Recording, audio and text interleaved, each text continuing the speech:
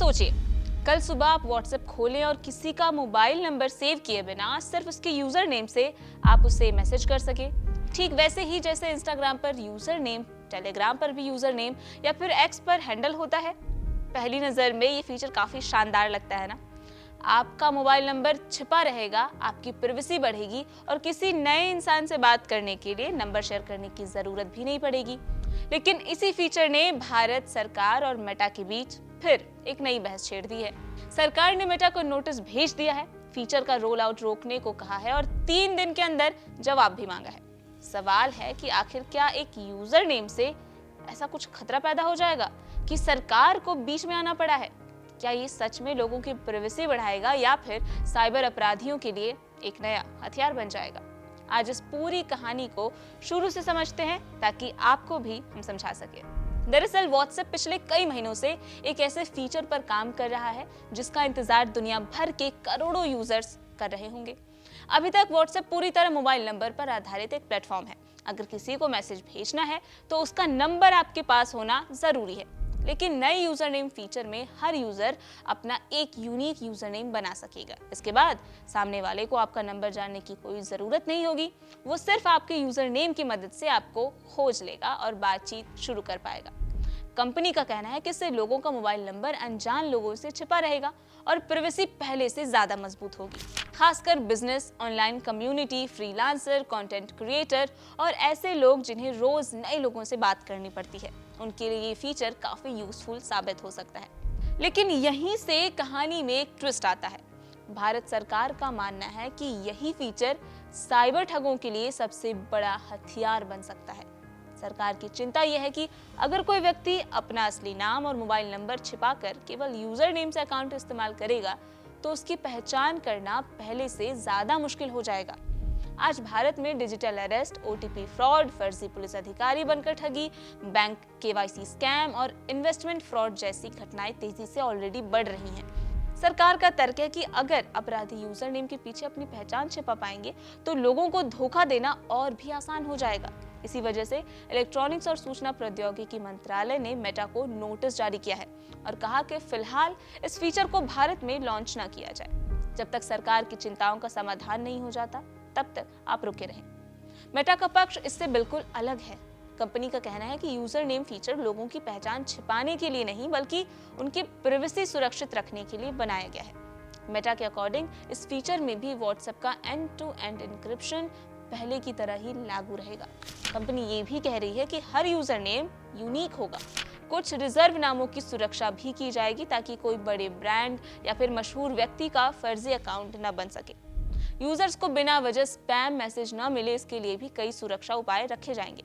Meta का दावा है कि दुनिया के कई बड़े प्लेटफॉर्म वर्षों से यूजर नेम सिस्टम इस्तेमाल कर रहे हैं और व्हाट्सएप अब उसी दिशा में आगे बढ़ना चाह रहा है। अब अगर दूसरे ऐप्स की बात करें तो सबसे पहले टेलीग्राम का नाम आता है। टेलीग्राम पर कई सालों से यूजर नेम सिस्टम अवेलेबल है।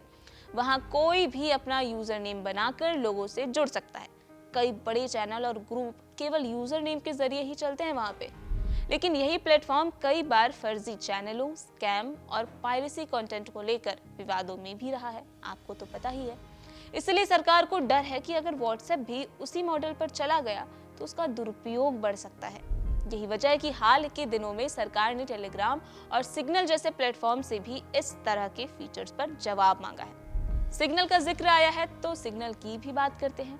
ये दुनिया के सबसे सुरक्षित मैसेजिंग ऐप्स में गिना जाता है। वहां भी यूजर नेम की सुविधा दी गई है ताकि यूजर्स बिना मोबाइल नंबर सार्वजनिक किए बातचीत कर सके।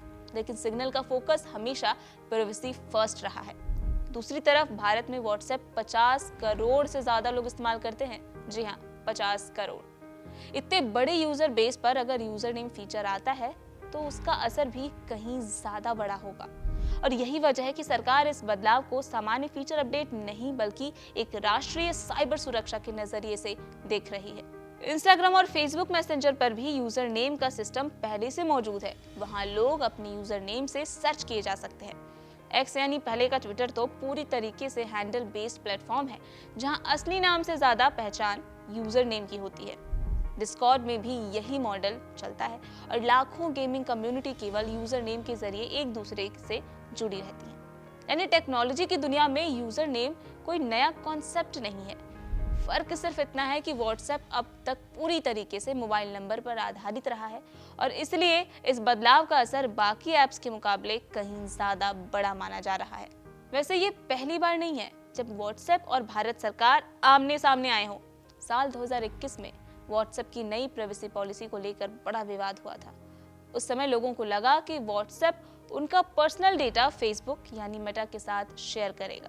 इस मुद्दे पर काफी विरोध हुआ था। लाखों यूजर्स टेलीग्राम और सिग्नल जैसे ऐप्स की तरफ चले गए थे और मामला अदालत तक पहुंच गया था।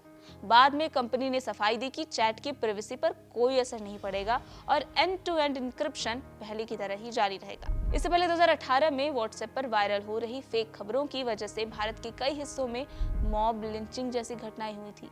उसके बाद व्हाट्सएप को मैसेज फॉरवर्ड करने की सीमा तय करनी पड़ी। पहले एक साथ कई लोगों को मैसेज भेजना काफी आसान था, लेकिन बाद में कंपनी ने फॉरवर्ड लिमिट लागू की ताकि अफवाहें तेजी से न फैल सके। फॉरवर्डेड लेबल भी जोड़ा गया ताकि लोगों को पता चल सके कि ये संदेश मूल नहीं है।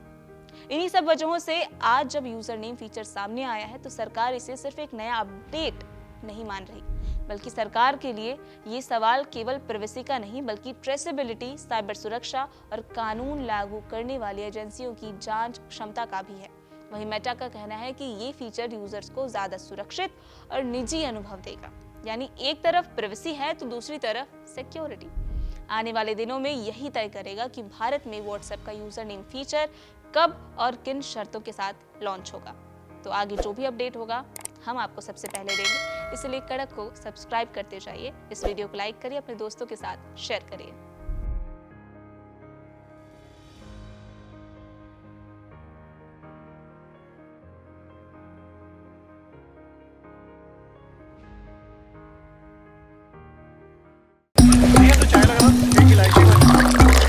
यहाँ ताजा खबर के साथ हर दिन की शुरुआत कड़क है।